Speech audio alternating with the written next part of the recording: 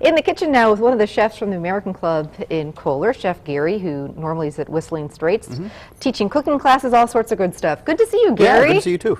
So we're talking pasta today, and I'm really excited about this because I've always wanted to do this, but I never have. Homemade pasta. It's so easy to do, but I think it's more just the thought of it's intimidating. So I'm going to show you a recipe today that I've been making for 10 years now, and you can make variations of this recipe. Today we're making a spinach pasta, kind of go green with St. Patty's Day coming up, but I've added roasted garlic to this, I've added tomatoes to this, saffron, so you can make this pasta, you can make a bunch of it, throw it in your freezer, and you just pull it out in portions. So if you're cooking for one or cooking for two, it's a great way to do it. Yum, and it's going to have a wonderful fresh sauce, so we're just going to start on the sauce right now. So we're going to caramelize some onions. Yeah, we want to get a nice caramel color on there, bring the sweetness out of the onions, so the longer we can let those cook, the better, so we're just going to get those going right now. Okay, onions and garlic and a little bit of butter, and we'll let them hang out low and slow. And all right, pasta making time. Pasta. So I see we got the KitchenAid out. Got the KitchenAid out, we got the blender out. Okay.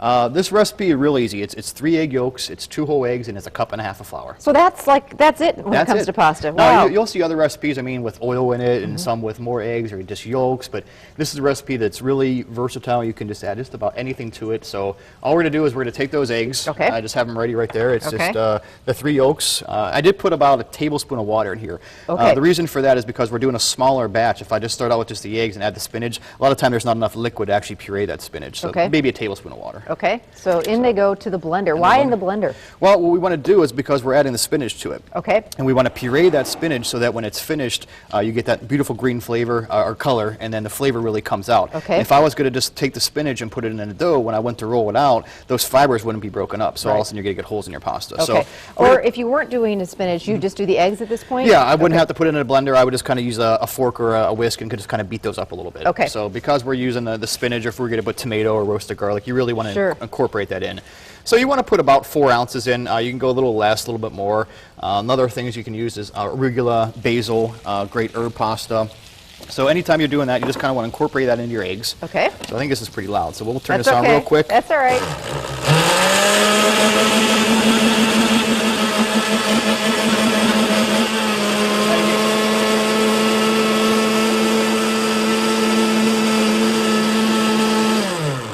Noise in the kitchen is always good. And all you really want to do is just puree that up. You don't want to really beat the eggs too much where they start getting frothy on you. And what we're looking for is just basically the spinach completely incorporated. It's really pretty too, and a great way. I know we're all supposed to eat more spinach. I happen to love it, but a great way to kind of sneak it in there. And yeah. 1.5 cups flour. Okay. Any kind of special flour? No, just regular all-purpose flour. And you don't there's just not a certain brand that you know? No, there's really not. I mean, I go for the great value. I mean, it's cheap, it works. So love it. Works for me. Why spend the extra money? So sure. Okay. You can use a little bit if you wanted to do maybe 2 parts of all-purpose and maybe a little semolina in there just to give a little bit more texture to it. Okay. That's fine, but realistically, all you need is just straight old flour. Love it. So we're gonna put a little bit of salt in there just to kind of add a little flavor, and then that's gonna go in our KitchenAid mixer. Okay. Onions are starting to smell really good. Now I know some of the restaurants at Kohler actually, Cucina, they make some homemade pasta. They do. We actually at Whistling we have 2 items on our menu where we do homemade pasta. Yeah. We did a spinach one and then a roasted garlic one. So this year I put a lobster ravioli on the menu. We're making this pasta for the menu this year. Wow. So yum, yum. Just real simple. Put that in the flour in there? Yep, flour and the salt. We're going to put on the dough hook attachment. Now you can either use the dough hook attachment or the paddle attachment. Okay, which your mixer, if you have one of these, comes with it. Now what if you don't have one of these babies? You can do it the old-fashioned way, just by hand. You're just going to, the easiest way to do it is start it, usually I like to use like a wooden spoon. Okay. And, make a little well with the flour, put the egg in and slowly work that in. Now you don't want to really overmix the flour. You don't want to overwork the flour.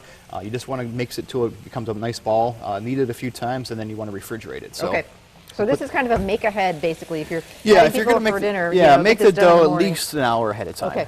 What that does is it gives the gluten in the flour a chance to rest. Okay. So when you roll it out, it makes it that much easier. Got it. You can make this up to 24, almost 48 hours in advance. The one thing you'll have to watch out doing, though, is if you make it too far in advance, you'll start to discolor on you a little bit. So all we're going to do is just start this on low. Okay. And we're going to slowly add the spinach mixture. Now, you might not need all this because, we're adding liquid to it. That recipe I gave you is for just eggs and flour. Okay. So when we add that liquid coming out in the water coming out from the spinach, that's adding a little bit more. So you might only need 2/3 of this. So it's more of a trial and error thing. Like a pie crust. Yep, know, you just a little wanna- bit and keep adding, and once you put too much in, you're in trouble. Yep, So you can add a little bit more flour, but it's always Okay. easier to add more than take away. So what are we looking for? you're basically what you're looking for is you want it to take it into one large ball. Okay. Okay. Once it forms that one large ball, we're going to pull it out of the mixer, and we're going to kind of work it with our hands a little bit. We're going to wrap it in Saran wrap, and we're going to put it in the fridge for about an hour. And wow, I mean, there's nothing like you've had homemade pasta at a restaurant. There's nothing like it. I mean, it's just so good. I didn't realize there was just that few, ingredients. So this is like a good weekend thing. You know? Yeah, I mean, and, the one thing is, I mean, when you roll it out, it makes a little bit of a mess. You get some flour on the floor, but that's what a broom's for. Fun, and yeah. you can make. Or my dog. Yeah. When I make this, I normally make a larger batch of it.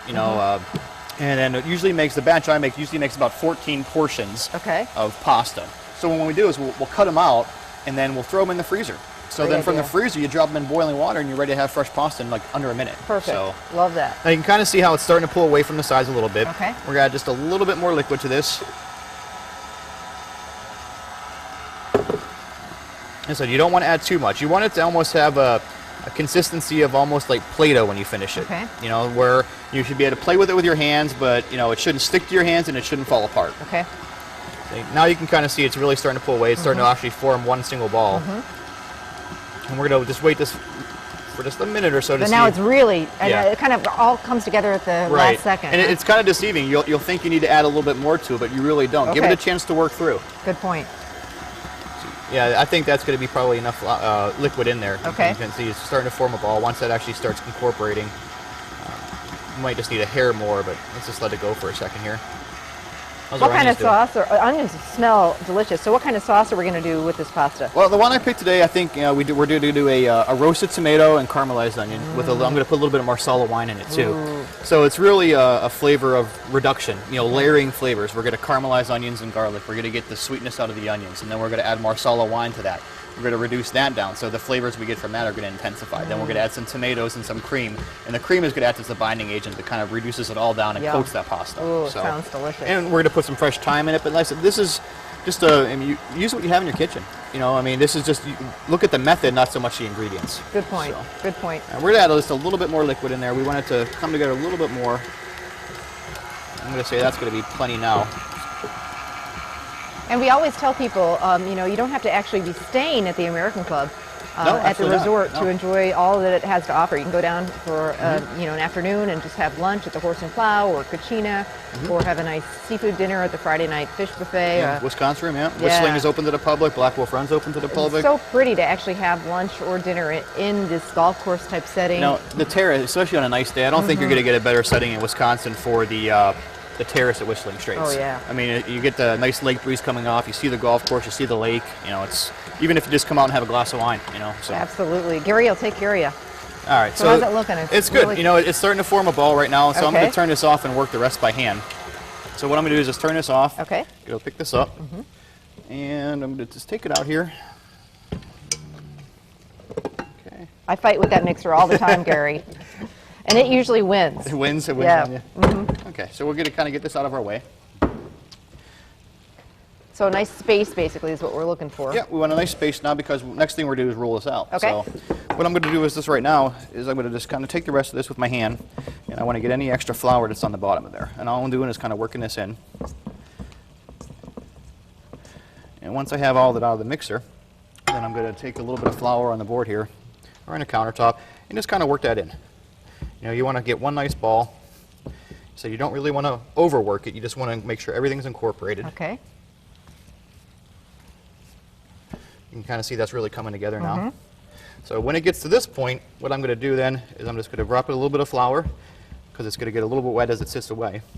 And I'm going to wrap that with foil, or saran wrap. Place them in the fridge for at least an hour. Okay. When it comes out, what we're looking for Look is at how this. beautiful this is. Wow. Now you can kind of feel this. If you feel that, it's like Play-Doh. It is, You know and what it's I mean? really easy Yep. to. It doesn't stick to your Nope, doesn't hands stick. or anything. You kind of see right there, the dough right there kind of stuck to my hands a little bit. Okay. Now as that sits, that's going to rest. Got and, it. So this is what it looks like an hour later. Got it. Okay. Okay, so Now we we're gonna got do one right of now, these machines here. This is one of the best investments you can possibly make. So it's an attachment for the KitchenAid. Attachment for the KitchenAid. But again, you could do these ribbons by hand Yep. if you wanted to. You can do it roll by out hand, and or cut it. you can use a hand pasta machine. Sure. And that works just fine too. it's kind of, we call it progressive rolling. You start out at the lowest number, and you slowly work up a little bit more. So we'll start out on a 1. You feed the pasta through that. Feed it through. And you want to work this through on number 1 the first time. So, you know, if your cutter's this big, you kind of want to have your pasta be that big as well. Okay. So work a little flour into that. And then we'll go to 2. And now normally for a fettuccine, I'd go to a 5, Okay. maybe a 4. If I'm doing a ravioli, I like my pasta a little bit thicker, so maybe only a 3 or a 4. Angel hair, I'm going to go a little bit thinner.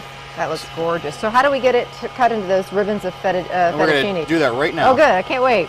So that's going to stop right there. We're just going to stop right there. This is what it's going to look like. Okay. And now normally I would want that to dry too. Okay. If you try cutting that with a... sorry, 1 second here. So how long does this take to dry? 4 or 5 minutes. Okay. If you could hang it, if you have a little hanger, Okay. or even just put it over your oven. Okay. So, and what we did one a little bit earlier. Just let it dry for just a And little you bit. can kind of see it's a little, the texture's changed a little bit. Oh, I can't wait to see this. This is the fun part. All right, here we go. So As you're we just go to break, Gary's going to make this into fettuccine. How fun. And later we're going to cook it and make a wonderful sauce. So then you freeze that, and you pull those out and just throw it in the freezer right now, and you drop it in the water when you're ready to eat. Yum. So. Very fun, very easy. Recipes on our website. Like I say, Chef Gary's going to stick around and show us what to do with this pasta. So don't go anywhere. We'll be right back.